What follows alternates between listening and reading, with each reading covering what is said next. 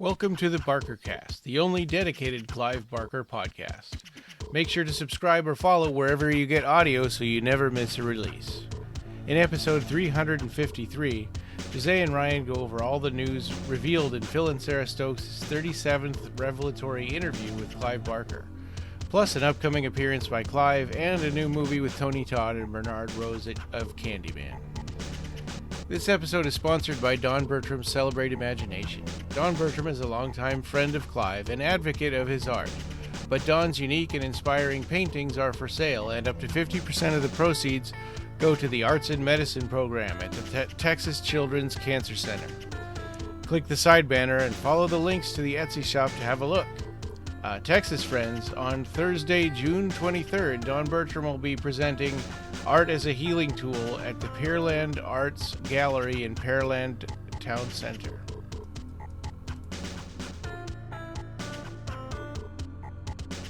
Well, welcome. This is episode number 353 of the Clive Barker podcast. Good evening, Jose.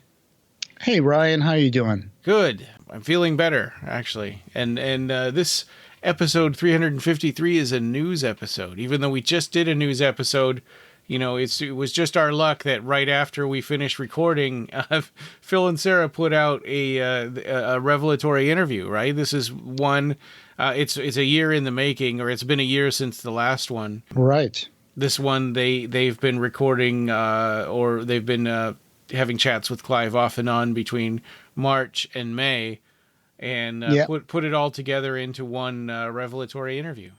Yeah, so it doesn't go too far back. I mean, we're in June as we record this, and this started up in March, April, and then the 31st of May, which was just a few weeks ago. So it's all pretty recent stuff. A lot of stuff that's coming out, and the Dark Worlds book, for example, that they open with that we've covered here. So it was a really interesting interview. I really thought it delved into a lot of the reasons that Clive has for making art and understanding why he likes to create worlds and stuff like that. So I really had a lot of fun time reading this. Yeah, and the Dark World book, Clive Barker's Dark Worlds, it's called.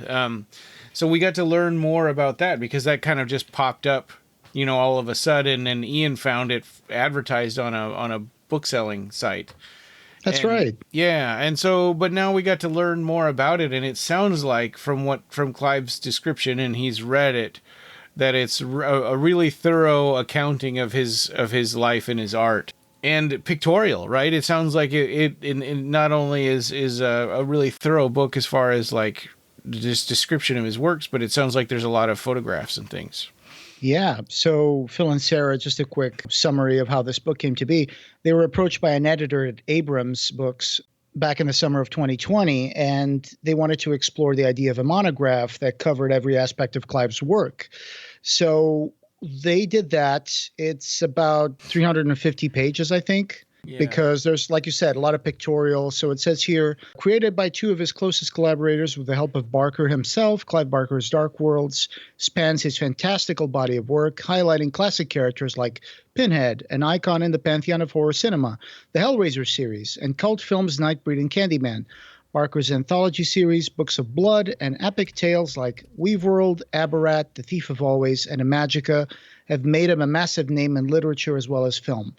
And then it says Barker has also created visual narratives for the worlds of comics, toys, and video games, while his art, his incredible paintings, drawings, and photographs, which fill these pages, has been exhibited in galleries all over the world. So, wow, looks like a great book for every Barker fan out there. I have mine pre-ordered. I know you're waiting on to see if the Clive Barker Archive will have signed editions. And I asked them, actually, I went on Twitter.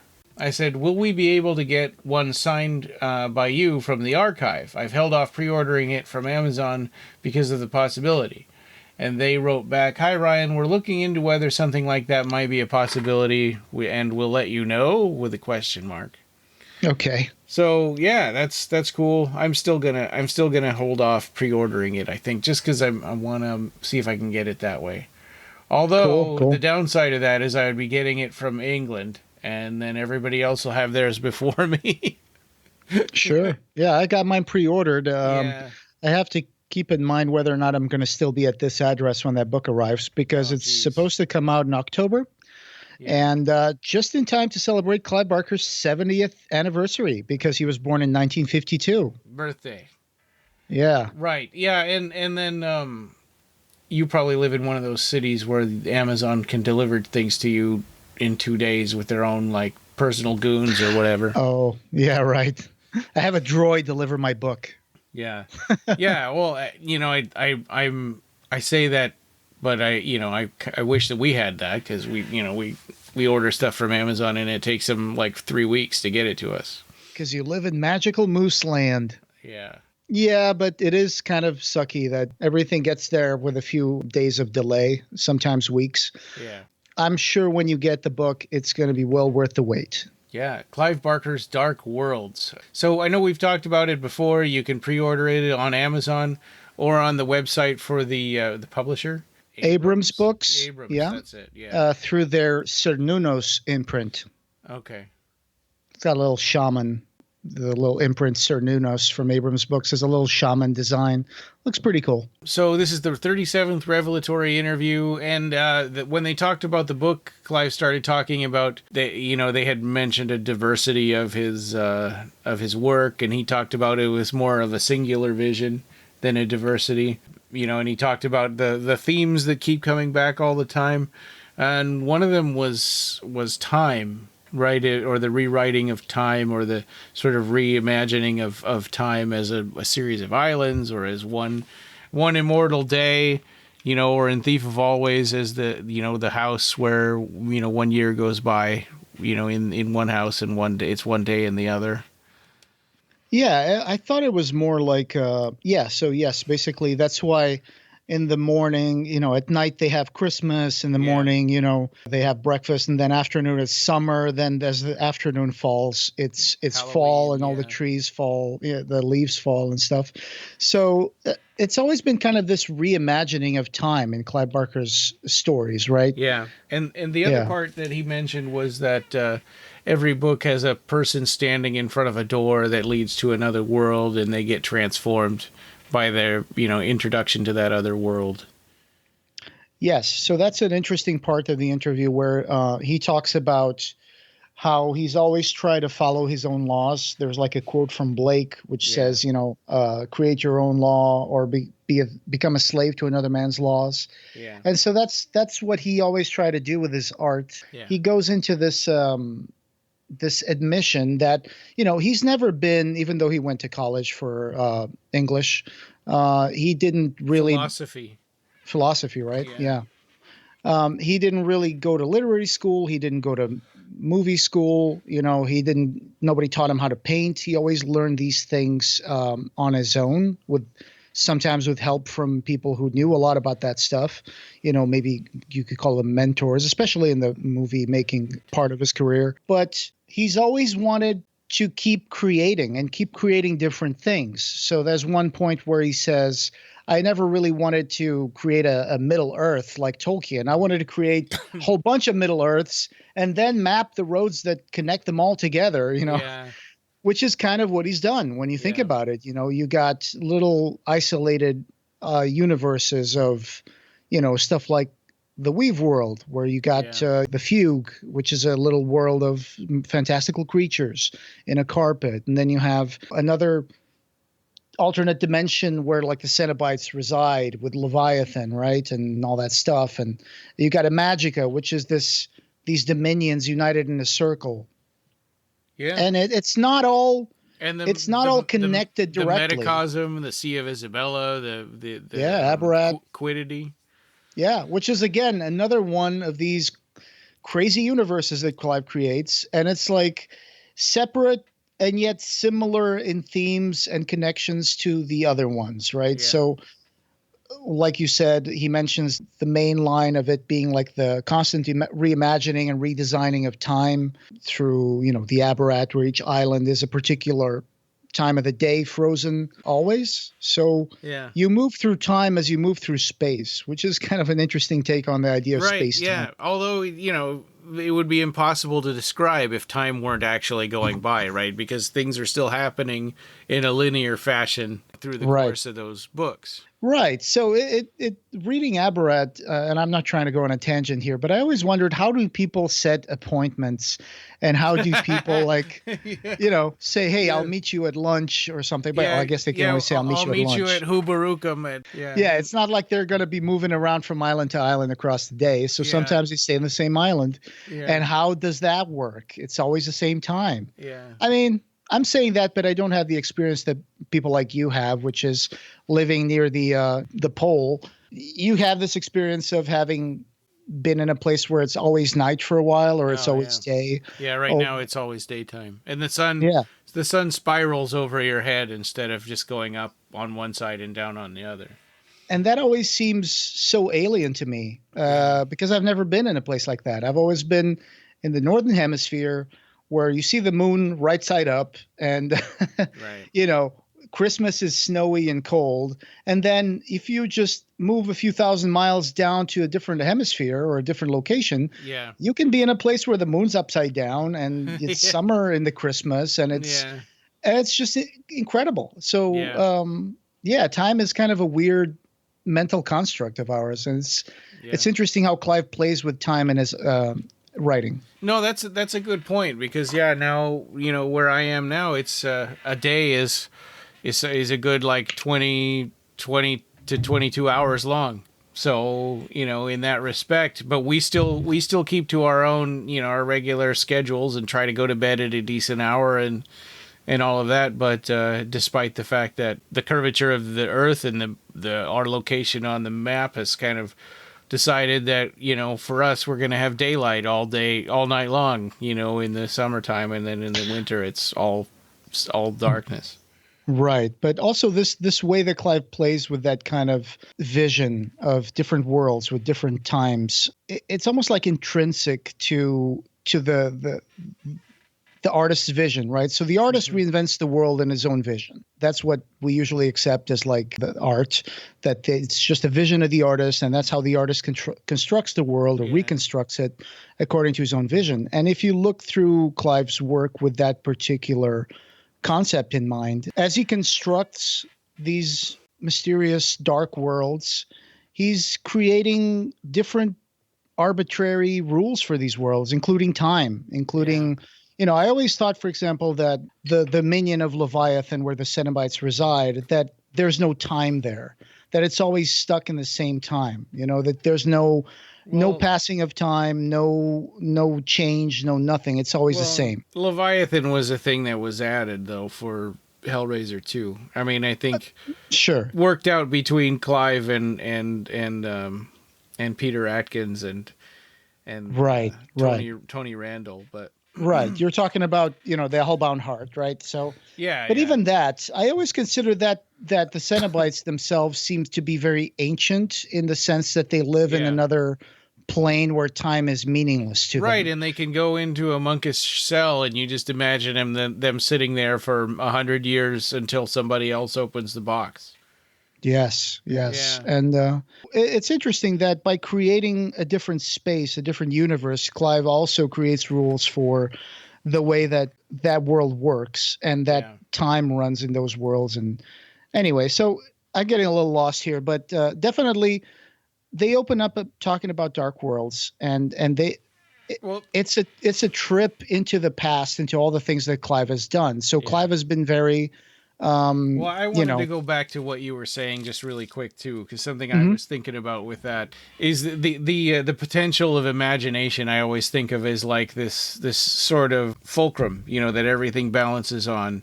So like in Imagica, that's the center of the Imagica, right? When you're Gentle and Pi are going towards the center of the Imagica, right? It's that everything spirals out of is human consciousness and human imagination, and memory, prophecy, and fantasy, the past, the present, and the dreaming moment in between are all one country, living one immortal day, and to know that is wisdom, and to use it is the art. So it's saying like the artist is the one who understands the unlimited potential of their own imagination, and when they actually put it down on something, they're unleashing that unlimited potential.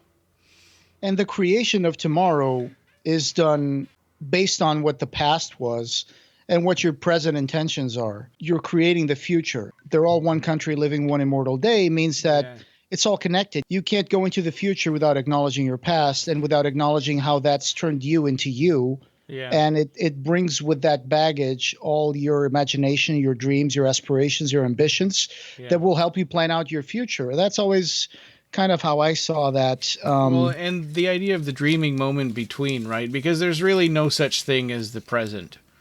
I mean, you're always, you're always moving out of the past and into the future. And, the present is an infinitesimally small point in time. It's just a continuously, it's just a continuously conscious moment of experience. That's the present. Yeah. So it keeps moving through the line that we've created. So that's why they call it the dream. To me, that was why it was the dreaming moment between, is because it's a construct. It's kind of an idea, the present. Sure. I mean, even if we were both witnessing the same event, we're both translating into our minds with different context and with different interpretations. And so we can both be witnessing the same thing, and we're just storing it and interpreting it in completely different ways. Yeah. And that's our dreaming moment. That's our experience. That's our reality tunnel that we constantly move through time as an entity. Wow, this got deep, man. Yeah. No, that just kind of touched on something that I wanted to kind of delve into a little bit. I thought that was really cool, and something I'm really excited about is this sort of underarching theme of the imagination being the source of everything, and I think that Neil Gaiman does it a little bit too, right? Like he if you look at Sandman is coming up as a TV series, I think. Yeah, I think for Netflix. Yeah, and it's kind of a similar concept is that he's the dream lord, and dreams are above everything, right? Because everything comes from the dreams of people. And sure. So he's above all the gods and everything else because he's in charge of dreams, and dreams are what create everything.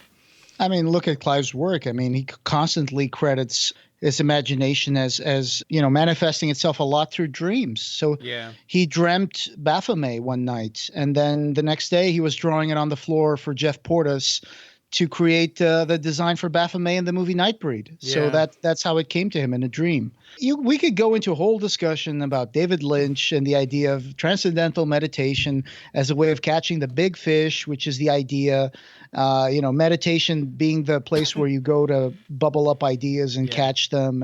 And then it comes out of nowhere seemingly, but it comes out of that soup in the cellar of your id or whatever you want to call it. What would we be without having imagination? We would be really sad creatures. Well, and it's like Plato's ideas of the perfect triangle only exists in our minds. As soon as you draw it, it's not perfect anymore. So, and that's kind of what art is, because it's never going to be match perfectly what's in your head or what your inspiration is. Just like there is no such thing as an infinite line, even though a line is considered to be infinite, because nobody's ever drawn an infinite line. It's just a construct. Yeah, exactly. In the Descartesian space. Right. So.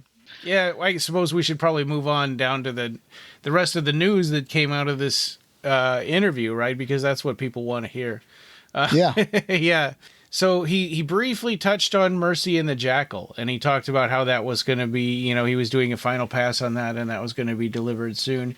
Made it sound like, because I thought Mercy and the Jackal was going to be part of the short story collection.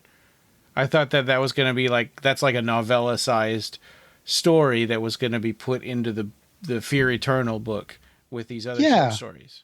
Yeah, but so it looks like he's kind of making it into its own thing. But yeah, like it might be a separate release.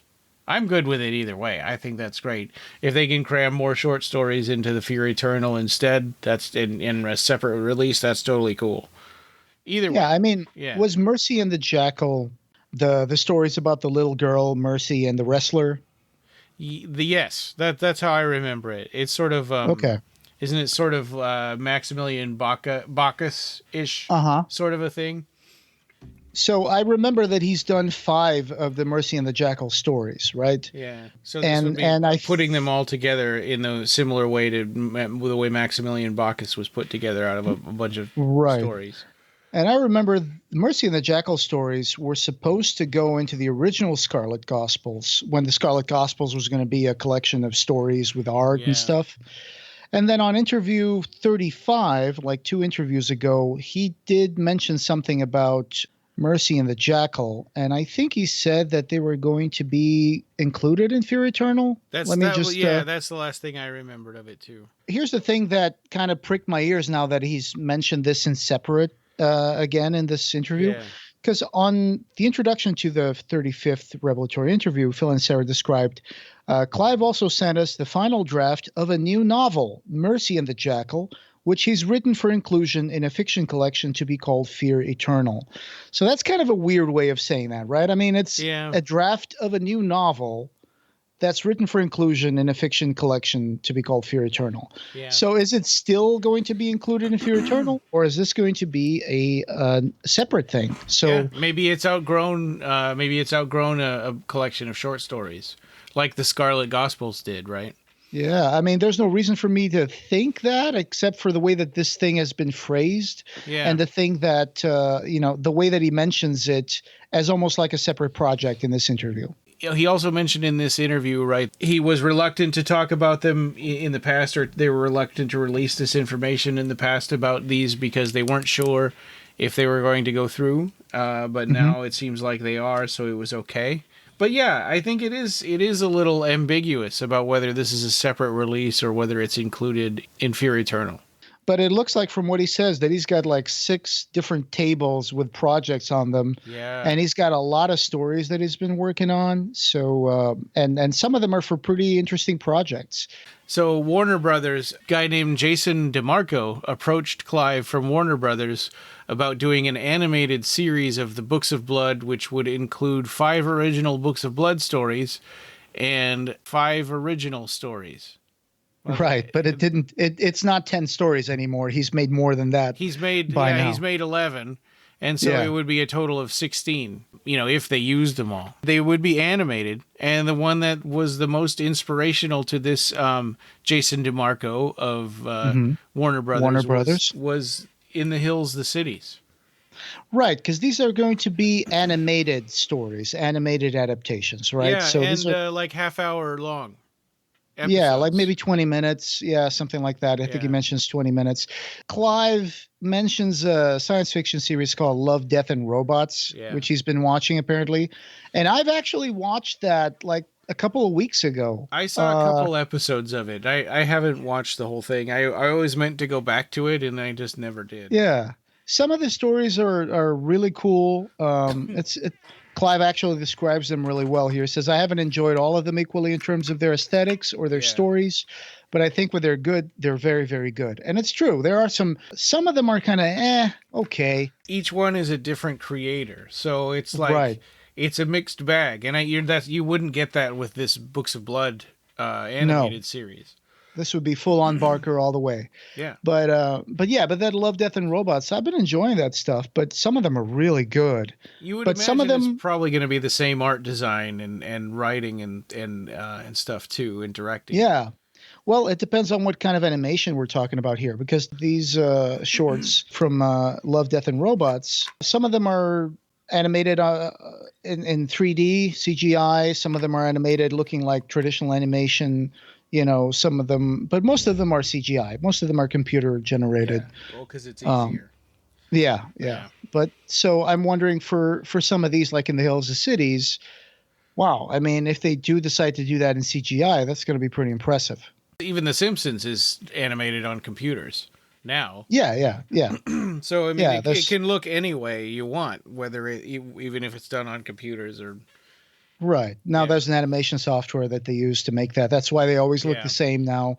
There's no more of that quirky, like weird, wacky faces that they used to do.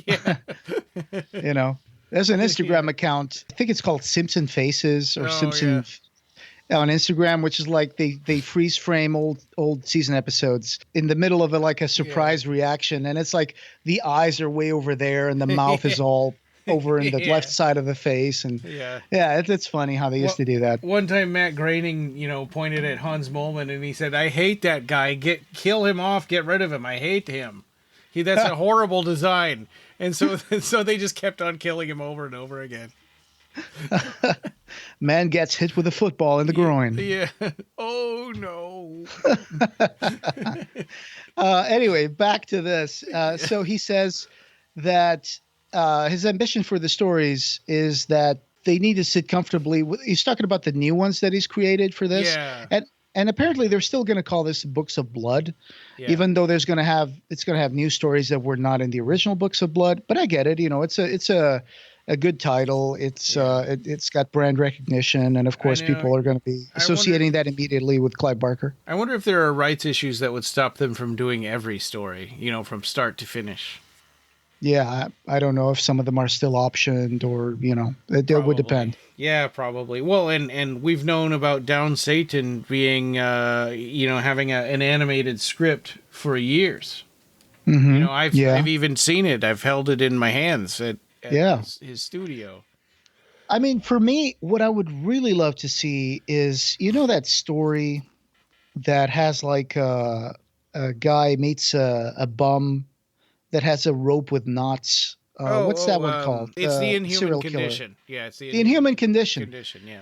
I think that's a really underrated Books of Blood stories. Oh yeah. I think it's an amazing story, and actually, I want to reread that again soon. It's a total other like Clive working out this idea in his head that's like doesn't go away of like opening a world or by solving a puzzle. Yeah, there's a certain transcendence. There's like this eternal man, that's like he's a derelict or a bum or whatever you want to call it, but he has magic. Yeah. He has a secret, and he's going to use that power when he's pushed too far. But anyway, so I hope that Inhuman Condition makes it to this list because I would love to see that. Do you have one that you would like to see adapted to this? Oh man, well, I would like to see them all done in a row, but probably red tape is going to get in the way of that. Boy, pick one. The Midnight Meat Train.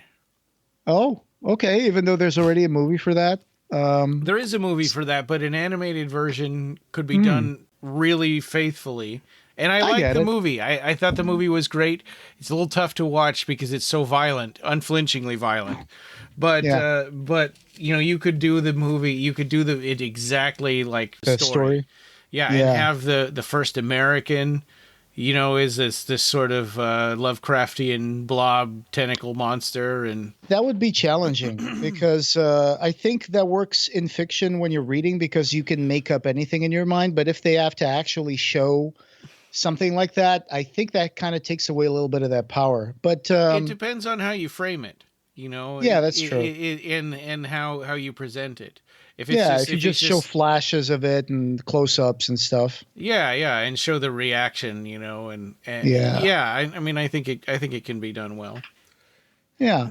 So he says that he actually ended up creating 11 stories that will go into this compendium, making a total of 16. Says that they won't be less than 20 minutes apiece. Oh. And apparently it's a guy who's really excited about Clive's work. So that's good. There's always fans out there, right? I mean, which is cool. I mean, I really, really am looking forward to this. It's early, so we don't know like where it's going to end up. And also, this kind of project is easier to make, right? It's quicker to make because it's just it's short films. It's not like we're adapting a whole movie, and it's like we got to get the funding for the movie. Yeah. When we're talking animation is a lot more flexible in terms of budget nowadays because of computing power. So there's not the problem of casting, locations. I mean, there's casting for voices and stuff, but I'm looking forward for this because I think this would be a good digestible, bite-size, way of introducing a whole new audience to the Books of Blood stories and Clive Barker. If anybody out there is listening, is involved in this project, Jose, I'm speaking for you, but Jose and I want to want to have voice cameos in there. Yes, please. Yeah. Yes. I'll record anything you want. Yeah. I think that would be awesome. I'll do it for free. We could be on the radio in the Volkswagen Bug on the way to Portagevo or whatever. You got to pay Ryan though, because he's got kids. But I'll do it for free. No, I'm speaking for you, Ryan. Okay. I'm being your agent. There we go. Thank you. I would love to. Yeah, that would be amazing. Yeah, it would be awesome. So I can deliver my line saying, all the time like I do in the podcast. I edit all those out. No one knows that you do that. Okay. Or me. Well, I do it secret too. is out. And actually I've memorized what they look like on the waveforms, so I can cut them out. I can cut them out before I even get to them in the sound. The important thing is that Clive created these new stories, so he's like they're not yesterday's food warmed up. They're new narratives with new ideas, which are disturbing, and all the things I hope the original Books of Blood were. Yeah. And he's also creating these new stories with a more visual approach because they're going to be animated. So he's already he's not just writing them for a written page. He's writing them as a script to be animated to have some visual impact. So that's going to bring that Clive Barker aesthetic to it, I hope. When he was describing this, and I was reading this interview, I was kind of hoping that he would kind of go back and compare to the Hulu Books of Blood, which is it's a similar project, right? Because they took a wraparound Books of Blood story and put a new story in between, the Misinfonia. Yeah, yes. Misinfonia story, right? Which was a cool story. That was a creepy, scary story in there. Yeah. And we've covered that a bunch. But it was a similar kind of concept, and it's interesting that they would be doing this again, but with more Books of Blood stories, more original stories, and as a series, which is probably what the Hulu one should have been from the start, and animated, which gives them more freedom to be more faithful to the stories. I'm keeping my fingers crossed for the Inhuman Condition being one of the 5 stories that makes it. I hope that 2 of those stories are not going to be the Books of Blood and the Books of Blood, a postscript on Jerusalem Street, because those have been done two times now. Yeah. 3 times if you count the animated version from the Made Fire. Yeah, the Made Fire motion comics version. Yeah. So, just get to the good ones, get to the other ones that have been languishing for years without people actually trying to adapt them. I hope somebody put those Made Fire Books of Blood motion comics onto YouTube, because otherwise they're gone. The Made Fire app doesn't work anymore. Well, I recorded and saved the Book of Blood, so that was the only one that came out, right? Yes, right. And they were mostly done with Midnight Meat Train when the whole thing got canceled. Yeah, well, that sucks, but it is what it is. We'll continue archiving all this stuff in our podcast and our own flash drives, and hopefully one day we'll be able to show that to people who need to look at that. Yes. Because like you said, that's totally gone. Yeah. But yeah, I'm super excited about this. I wish it had happened a long time ago, but now is probably a better time with the streaming platforms, and it's a sort of a renaissance time for television, right? There's so much going on. There's everything in the world is available to you depending on which thing you subscribe to. I'm happy that Clive is rediscovering the short stories again, because it's been clear that over the years, Clive, when he wants to do a big project, it takes a long time for that project to be completed. And so with this whole thing about short stories, I think it's a good way for Clive to just develop some really hard-hitting, short stories that would bring more new content for the fans. We just want to see more stuff come out by Clive and read more stuff by Clive, or even see, more art by Clive. Yeah. I think we all kind of started a little bit, maybe not Marcus, but Marcus started with the artwork. Some people started with the movies. I started with comic books and books. And so in my mind, Clive was a writer, first of all. And then with time, I progressed into knowing about his art, photography, movies. So that's how I kind of diversify that. Yeah, and I had sort of seen the Books of Blood in the peripheral, right? And I thought they were sort of this extreme taboo thing, and I had not read them until I saw Nightbreed, and then that's like, oh man, I love Clive Barker. Seeing him, how much he loved these monsters and stuff. Yeah, I'm in, and I went out and bought Cabal, and I bought the Books of Blood, and I decided I'm going to read every Clive Barker thing chronologically from beginning to end, which was from the Books of Blood into the Graded Secret Show at the time. Yeah, and now here we are doing a podcast for 10 years. But God, I know. He sucked us into it. Yeah, he did. So, and there's another project that's also going to consist in short stories by Clive Barker that he's developing with Mick Garris, which is going to be British original stories. And I swear one of them had mentioned the name before. Either Clive or Mick Garris had said the name of this thing, but now they're saying it's unnamed at this point. Oh, yeah, I do remember there was something about that, right? I mean, yeah. Let me see if I can find that. The pilot episode is called London Voodoo. London Voodoo, that's right. Yep. But we don't know the overall title of the series anymore, or that maybe they had an idea for a title, but they're not stuck on it yet. But in either case, regardless of whatever it's going to be called, it's already been sold to Shudder. Yeah, that's good news, right? Yeah. Another streaming service that we have to get yeah, now. I know. I'm not a member of Shudder, but I will be for this. Yes, absolutely.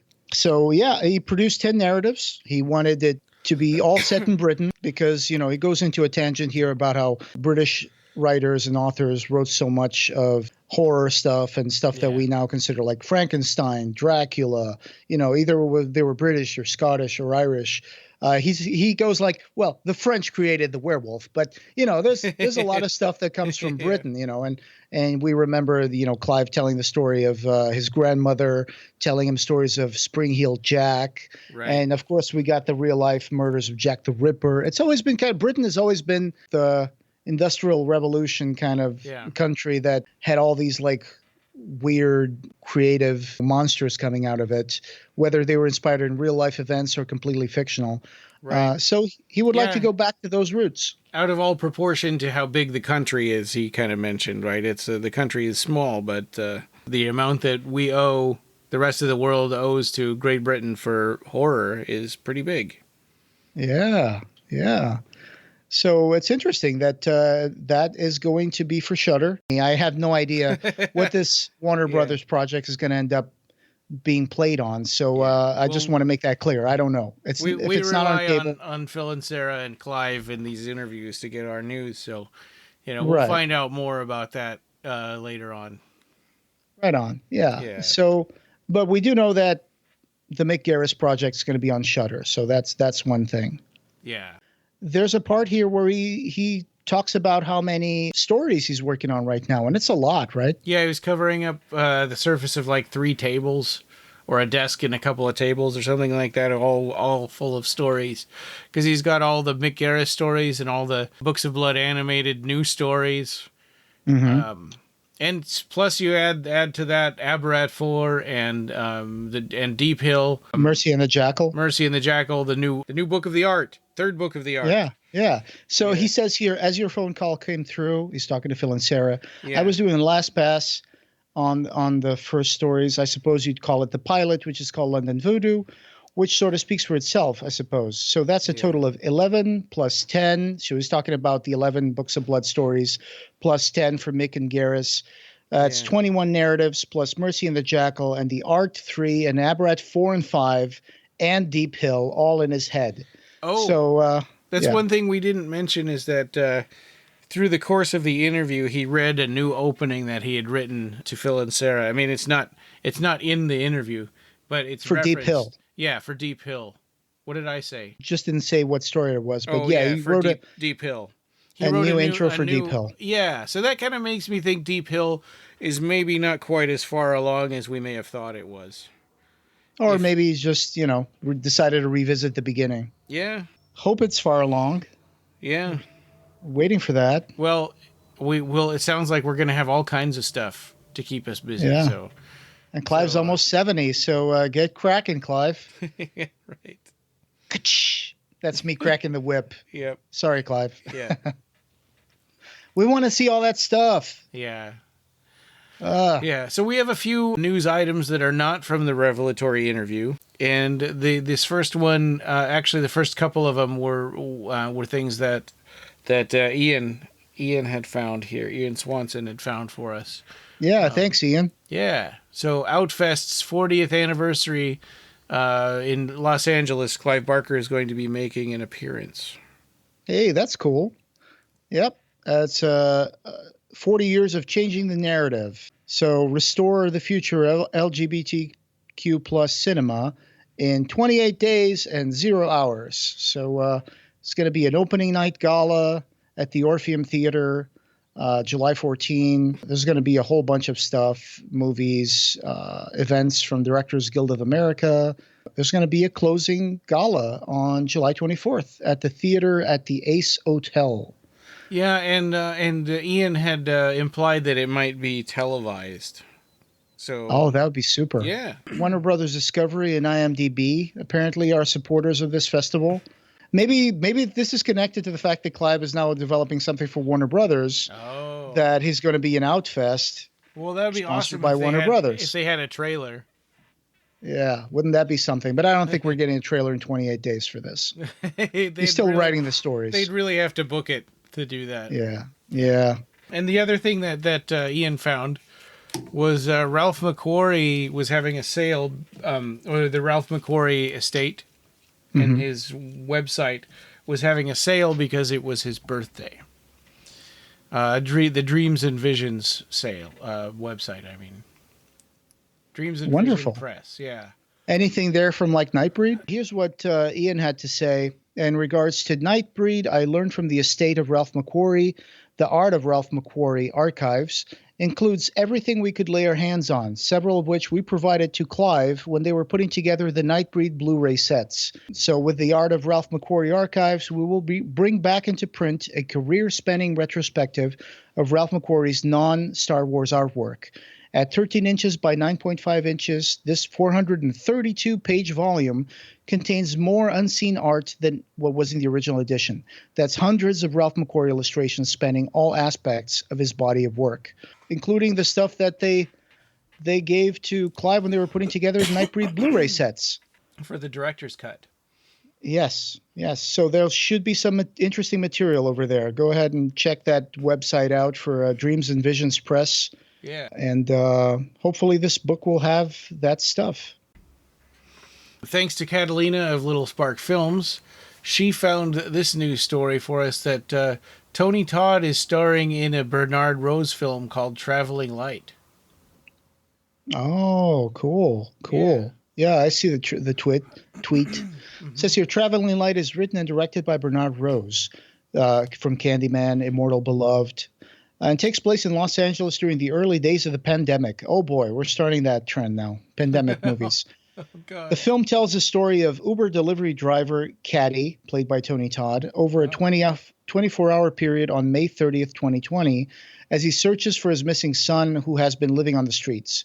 Caddy crosses paths with Harry, played by Danny Houston, a cult leader who is holding a bizarre happening/ceremony up on Mulholland Drive, where Todd, played by Stephen Dorff, and Mary, played by Olivia Dabo, are attending as acolytes. All the while, news of the horrific murder of George Floyd reverberates around the city as the social fabric collapses and we realize we're witnessing the end of an era. Wow. So 90 minutes. It's playing on certain theaters right now. Yeah, starts June 10th. June 10th. Yeah. So as we're recording this today, it's Wednesday the 15th. This will go out on Sunday the 19th of June. Excellent. I wonder if this is going to eventually make its way to streaming platforms and on demand. I'm sure it will. I'm definitely interested in watching this. Yeah. Because it was kind of a weird period of history in 2020 where everything was kind of like falling apart all of a sudden. And there was a lot of uncertainty in the air. In May of 2020. Documentary that Jennifer and I watched, and I think it might have been on Apple TV. I can't remember. But it was all about the effect that just people not going out had on the animal world. and that nature was starting to rebuild itself, and all these positive things were happening with forests and animal populations and stuff like that, just from us, not driving around all the time and not being Yeah, or at out least and, it seemed that. I remember seeing, consuming. nature is healing. Look Yeah. at the deers eating here and there, coming back. It's like there seems to have been some sort of effect of like nature kind of taking a deep breath, Yeah. even when some people could not take a deep breath, if you know what I mean. But bad times, man. I'm glad you're feeling better from COVID. Oh yeah. Yeah. Yeah. Well, you've had it. It seems like everybody's going to get it eventually. Yeah, it's just going to stick around, become part of the flu season. Right. Yeah, I mean, and if it's what I have is not like what people got at the beginning of the pandemic season. Sure. I mean, they didn't have the protection that you and I have right now, for example. So that's true. That's a good point.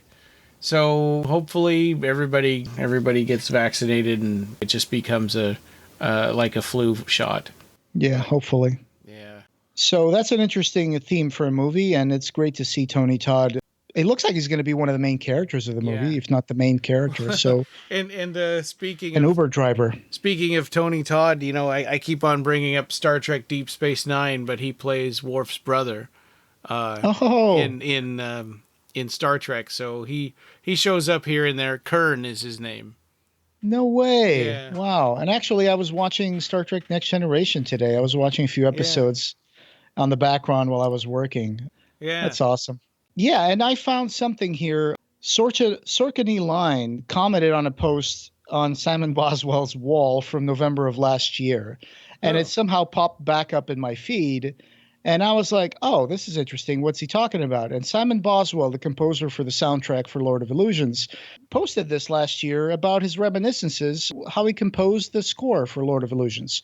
And so I'll read this a little bit. It says, Clive Barker recruited me to score his film, not because of my work in the world of Italian horror and giallo, but because I came up with a film noirish sax theme that he really liked for Harry, the detective played by Scott Bakula.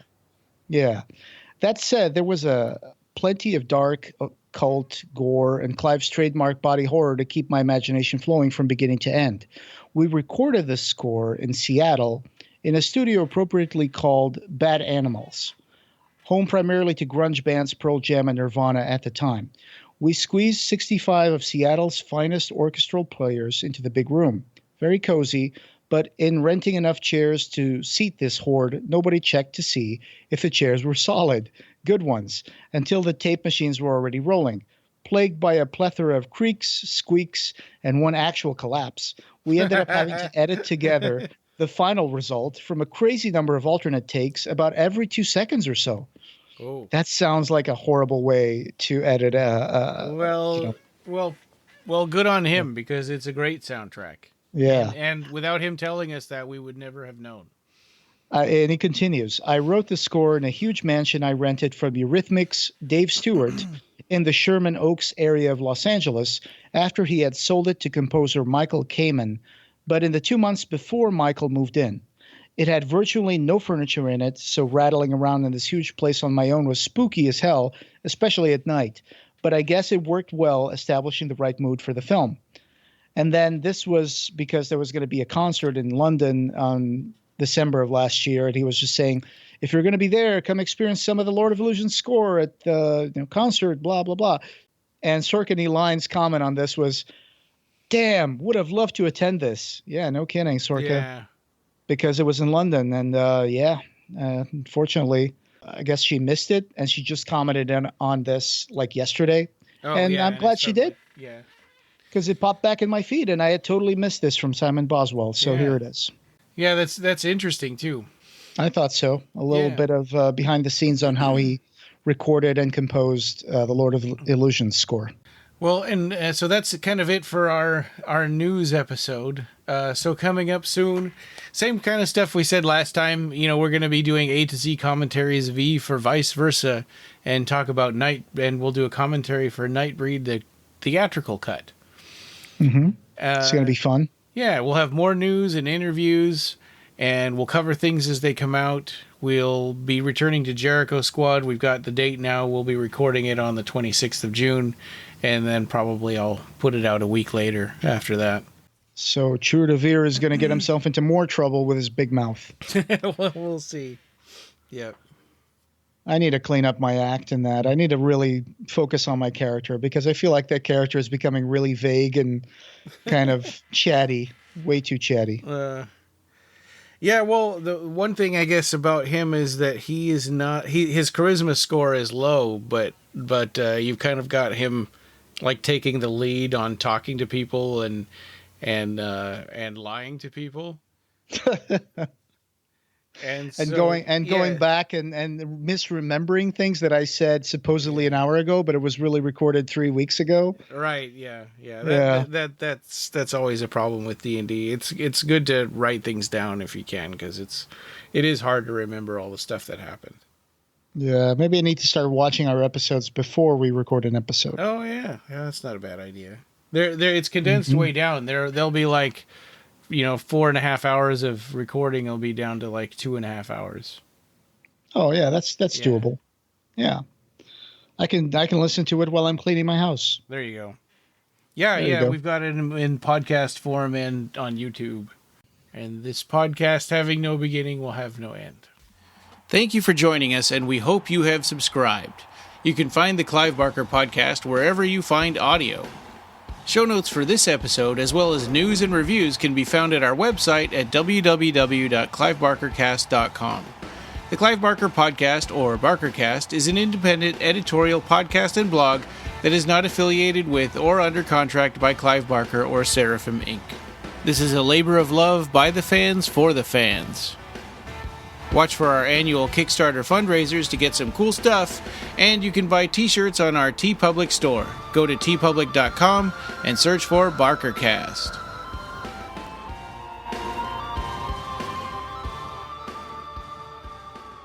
Thanks for listening.